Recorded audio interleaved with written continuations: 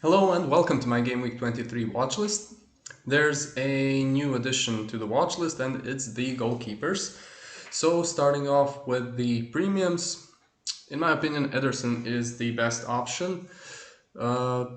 Simply because of the double game week and City are still, even though they keep conceding, one of the best defenses in the league. What I don't like about Ederson and why he isn't higher is because he just doesn't make saves.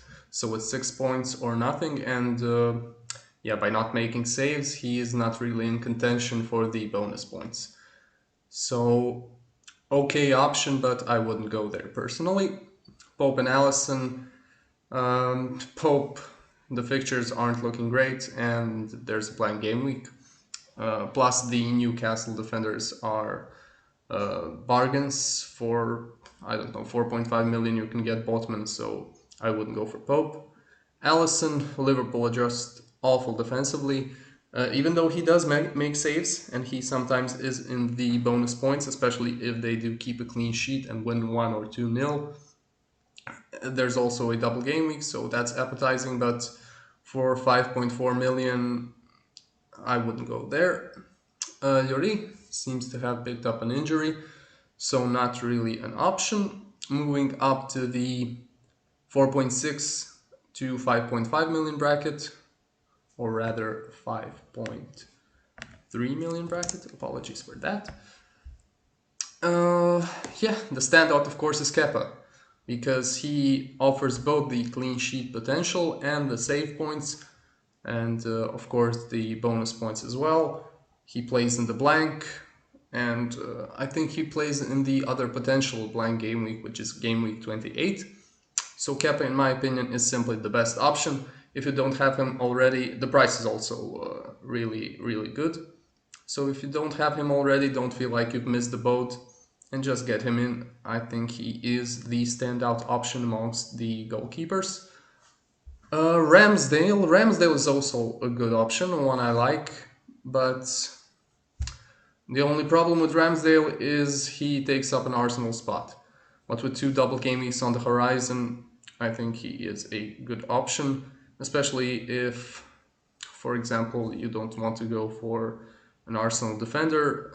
You're maybe fearful of rotation for White or Zinchenko, and you don't have the money for Gabriel. He's a good option.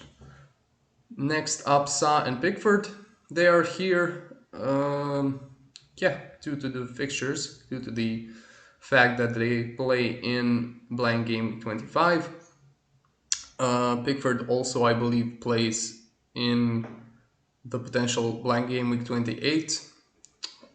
Sa, we've just seen Wolves batter Liverpool 3-0. They're definitely a team on the up.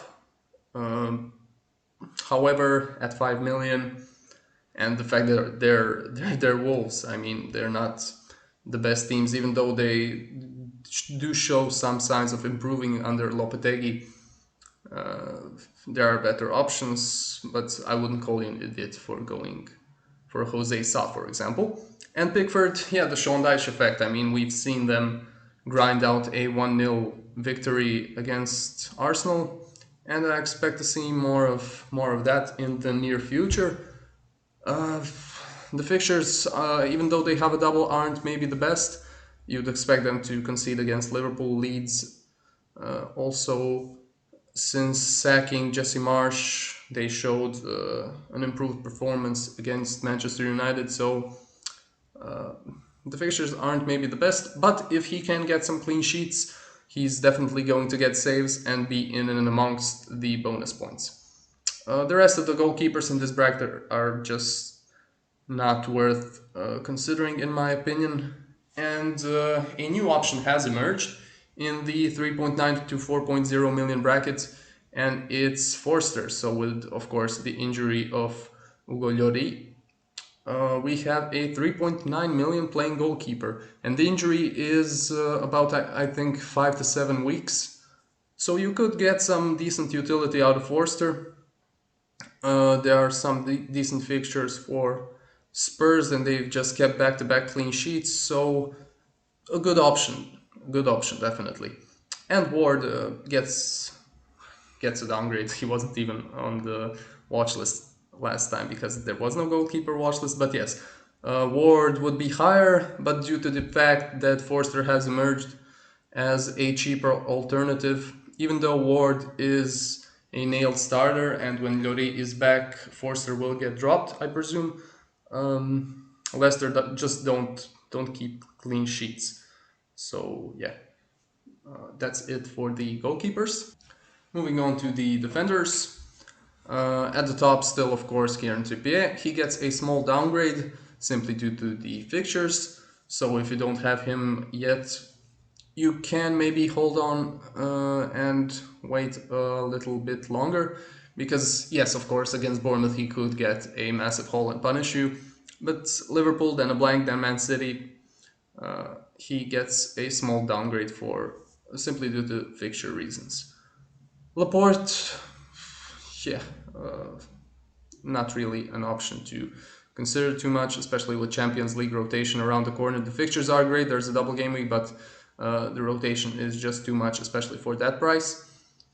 Trent and Robertson, yes, as I said in the previous videos, they offer attacking threat, but if Liverpool just keep conceding, they are just not worth the investment. Uh, they have been boosted a bit by the double game week announcement, but still, I wouldn't go there. Perisic, as I said, two back-to-back, or rather back-to-back clean sheets for Spurs, but also the same issue, pretty much the same issue for all these defenders is Champions League is coming up, and we have seen perhaps not Robertson and Trent as much, but the rest I expect to get rotated heavily. Maybe Thiago Silva not so much, but he is getting on a bit. So I could definitely see rotation for Thiago Silva as well, especially due to the fact that Chelsea have decent options now in defense, a lot of center backs.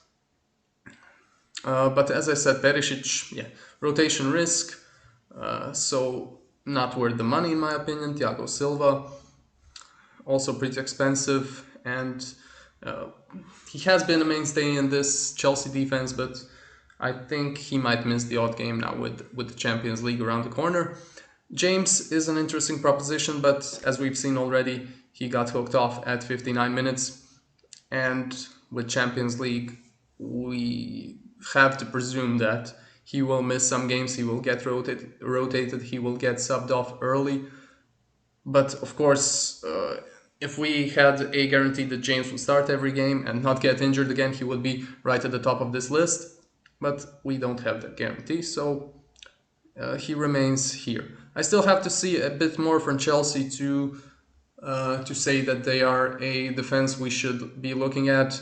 But the signs are there, especially with Enzo Fernandez. I think he will help them out massively. And yeah, look out for Chelsea defenders and Spurs defenders. Maybe in the near future they will become options. And you can wait 1 week because Leicester away and West Ham away aren't really fixtures we expect these teams to keep clean sheets in. Moving on to the 4.6 to 5.5 million bracket, I've removed Saliba and added Zinchenko, purely because if you want a nailed center back that has some goal threat from set pieces, you go for Gabriel, who's 0.1 cheaper, and if you want a player who offers attacking threat from open play, but might be a bit of a rotation risk with Tierney waiting on the bench to maybe rest him for some of these games, because there's a lot of games upcoming for Arsenal in the next few weeks with the two doubles. You go for Zinchenko. White, yes, he's cheaper than both Gabriel and Zinchenko, but he might get rotated for Tomiyasu in one of these games, and yeah, doesn't offer the same attacking threat as Zinchenko, so I just believe those two are superior options. Okay, in my opinion, still the most nailed center back, or yeah, let's just call him center back, most nailed defender for Manchester City. The price is also not as steep as Laporte's, so a good option, but again, Champions League, and you'd hate it if he missed one of these juicy fixtures on the horizon like Forest or Bournemouth. The Manchester United guys get a downgrade simply because the double has gone and there's a blank game week on the horizon, and the fixtures from a defensive point of view aren't the best in the next sort of five games. Dunk and Stupinian also decent options, but again, Palace away, Fulham at home, then a blank. You shouldn't be in a rush to get one of those in. Dyer, I've added to the watch list in place of Strike because, yeah, Leeds don't have a double game week anymore. And Spurs, I mean, if you want a nailed defender who's going to play every game for Tottenham, you go for Dyer for 5.1 million. He's also a bit cheaper than Perisic. But yeah, I also need to see more from Spurs. But the fixtures are decent for Spurs, so there's maybe potential to go into one of their defenders in the near future. But yeah, Shield, the good thing about him is he hasn't been registered for the Champions League, so you'd have to think that he will get a lot of game time in the league. But also the same argument goes for the same argument I made for Thiago Silva and James stands for Badia Shield. I still have to see a bit more from Chelsea. If they do improve, he will shoot right up this watch list. Akanji, he's a bit low on the watch list simply because I think there's more risk of rotation with Akanji than, for example, the likes of Ake and Lewis. Me, not an option with the next three games being pretty awful. Cresswell and the rest of the defenders in this price bracket, I think, aren't really worth consideration. And a few changes in the cheapest bracket, so 3.9 to 4.5 million. Lewis stands at the top, 3.9 million for a Manchester City asset. Of course, the rotation is there, but the difference is you're risking just 3.9 million instead of, for example, 5.7 million for Laporte.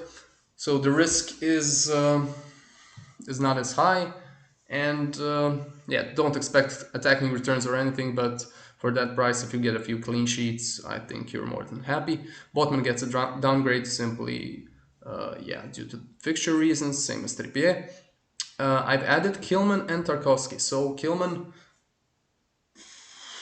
as I said for Jose Sa, there's been a bit of an improvement in Wolverhampton Wanderers, and the fixtures, especially for the next three, so Southampton, then Bournemouth, then a double game week, are decent. He's pretty much nailed, played every minute, I think, this season. If you want to go there, he's an okay option. Tarkovsky, the Sean Dyche effect, as I said. I expect him to be a mainstay in that defense, and if they do get a few clean sheets, he might even be in and amongst the bonus points. And as we've seen against Arsenal, he offers that attacking threat from set pieces.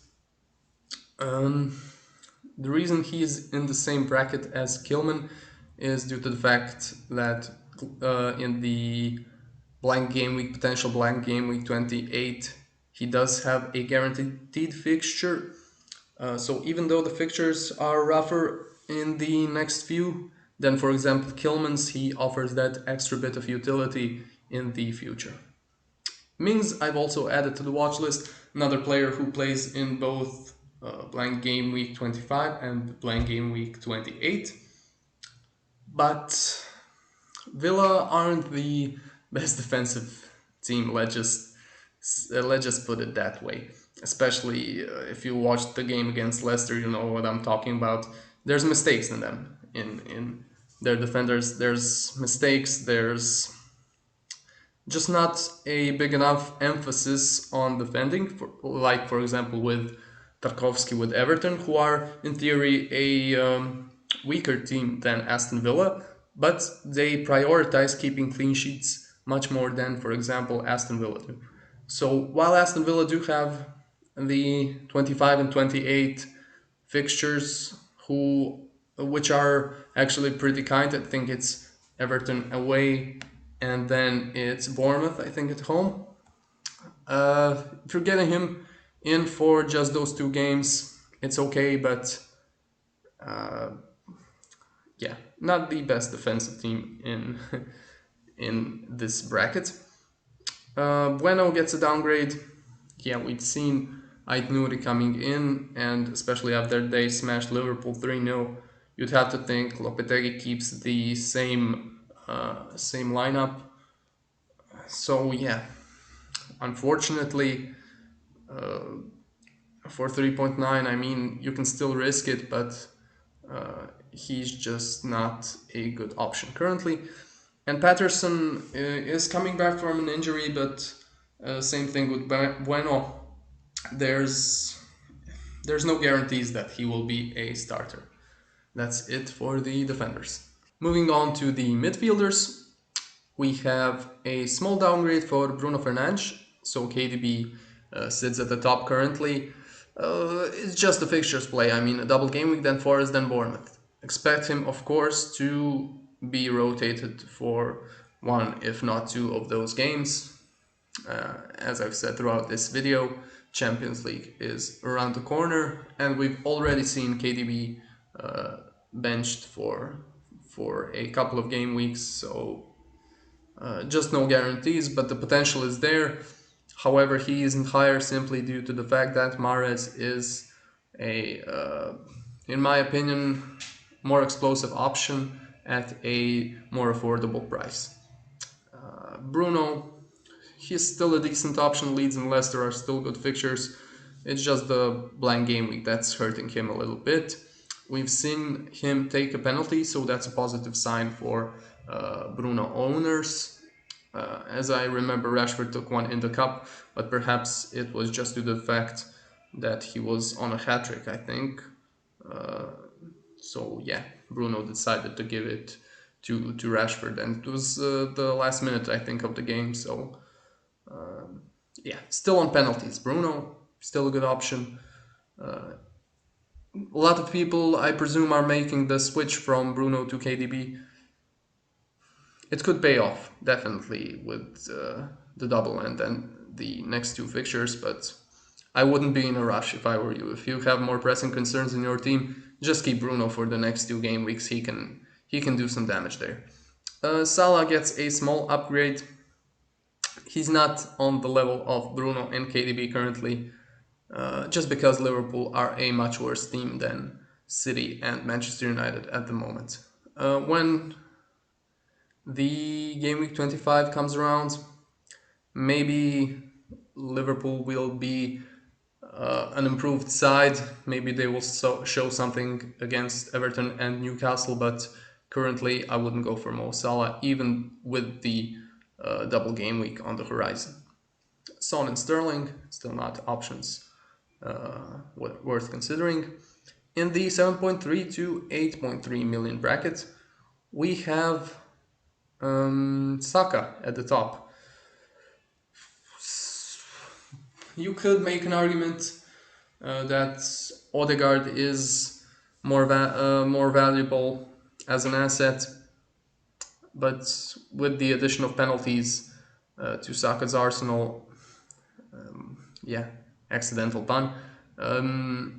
I believe that Saka is the best Arsenal attacking option currently, and with two double game weeks on the horizon, you can bet your house on him playing all of those games and returning pretty well.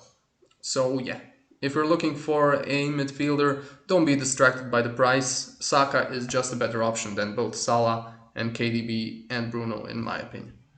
Mahrez, uh, we've seen him hooked a bit early against Spurs, but I wouldn't be too worried about there. Yeah, he is Mr. Champions League. He always starts for City in the UCL, so perhaps not as good an option as I thought he was, but I still think he is worth a risk. because he can, in those next 4 games, return with some massive hauls.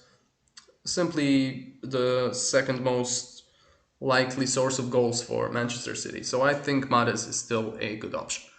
Madison is a new addition to the list, I believe. Um, yeah, fixtures are rough, so that's the only reason I wouldn't go for Madison. But after a few weeks, he is a good option. The price is okay, and he's central to everything Leicester create in attack. Mount, Kulusevski, and Gakpo, not option, not options we should consider currently. Rashford. Now, the Rashford does not actually get a downgrade simply because you would be mad to sell Rashford now. And I would even think of buying him if I didn't have him currently. Leicester and Leeds in the next two. Look, the chances are pretty decent that he gets a goal in both those games. Odegaard, yeah, a great option, more fairly priced than Saka. Not on penalties, but we've seen how good he is this season. Martinelli, not on the level of Odegaard and Saka, just due to the fact that Trossard has arrived, and uh, I think he got a 59th minute substitution against Everton, so that's already a sign of things to come. If not a benching, then definitely reduced minutes, which we don't like to see. I would even consider taking a hit in -4 to go for Odegaard or Saka if you can afford it in a bit of a sideways move, but in the long run, I think it will pay off. Almiron, yeah, quite disappointing from the World Cup till now. He just the stats have also dropped off. That's the worrying sign.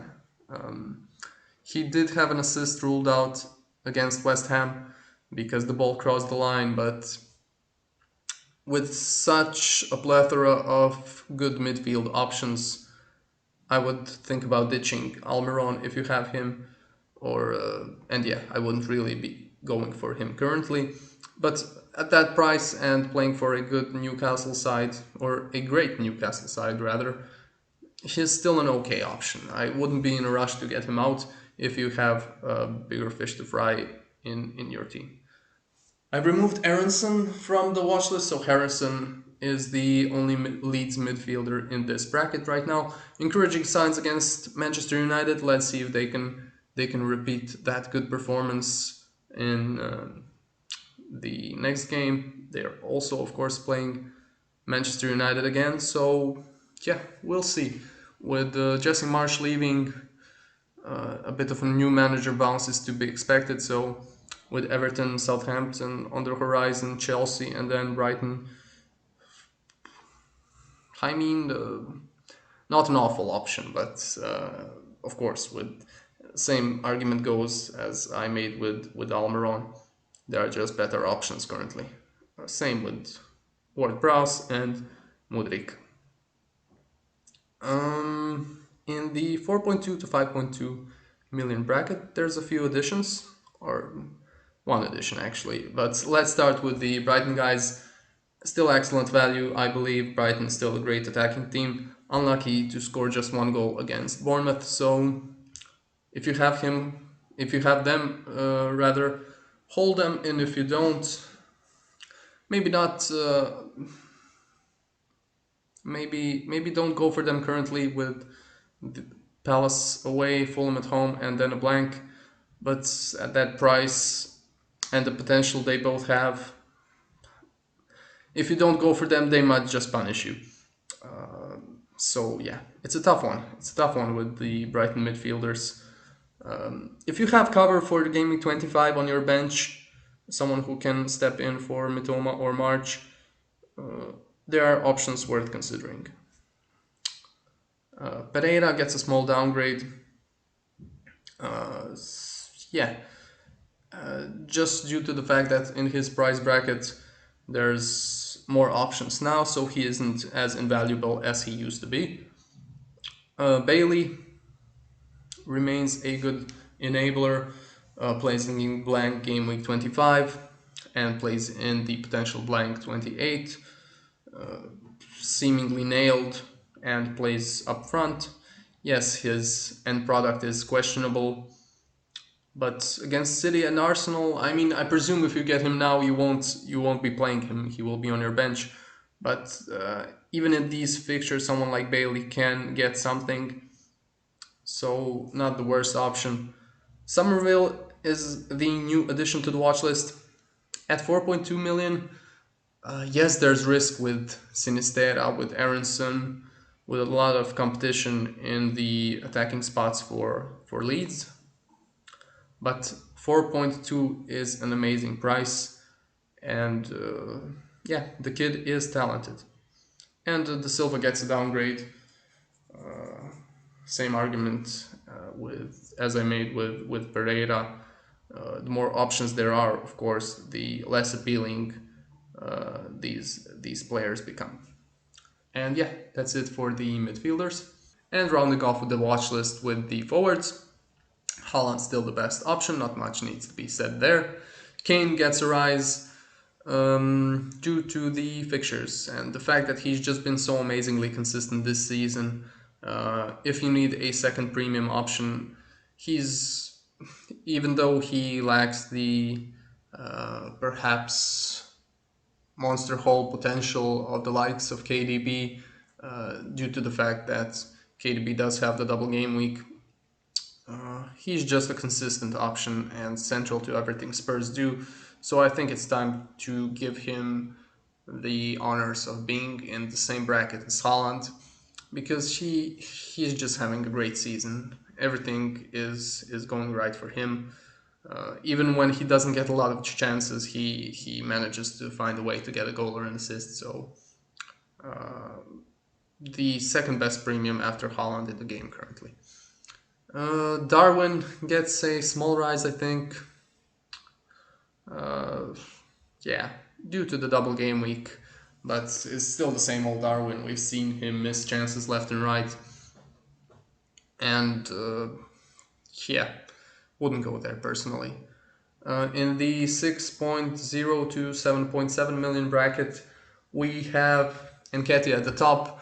If you don't have him and you're in need of a striker, and of course if you don't have already 3 Arsenal assets, get him in because he is a brilliant option. His XG is quite frankly amazing, so yeah, definitely a great option. Mitrovic, even though he hasn't returned in these past few weeks, I still think he's a good option. He's just the focal point of everything Fulham do, and Fulham are still a good side. So yeah, and the fixtures are looking decent. He also has a game in the blank 25, so Mitrovic is still a good option. Wilson gets a small downgrade, as do all as do all Newcastle assets because of the blank. Bournemouth and Liverpool up next. I have nothing against keeping him if you have him already in your team. So yeah, Tony, due to the gambling ban, I can't put him higher, even though he has had an amazing season. Watkins and Bamford get rises. Watkins maybe not an option to consider right now with City and Arsenal in the next two, but after that, Villa have improved a bit ever since Unai Emery has come in. He's a nailed starter. He's getting the chances. So yeah, one to consider. Maybe not get him in right now, but one to consider. Bamford, he's also back, or back. He is back. Leeds have shown signs of improvement, so one to keep an eye out for. In the blank 25, he has a good fixture against Southampton. Don't get him in now against United, but keep an eye out for Leeds. And if he does manage to stay fit, we've seen that he can be a good fantasy option. Weghorst, Antonio, Adams, Martial, no.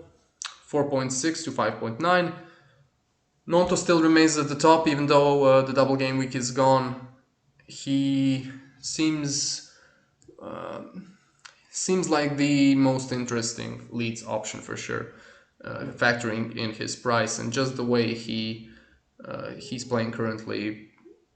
Yes, Leeds have a lot of options for those attacking slots, but I think he's undroppable on current form. Mbuemo, Johnson, they're options, but they aren't great options definitely. And yeah, in the 4.2 to 4.5 million bracket, we have Ferguson at the top. Even though I expect Welbeck to start, he's still maybe feeling the effects of his injury. At 4.6 or yeah, 4.6. I really need to change these price ranges, but okay, he's an okay option, a good option, even especially if we see him start. Actually, he's not a great option with the blank game. What am I talking about?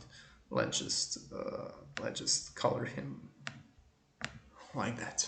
Yeah, an okay option if you want to save some funds and you're not in need of a blank game with 25 player.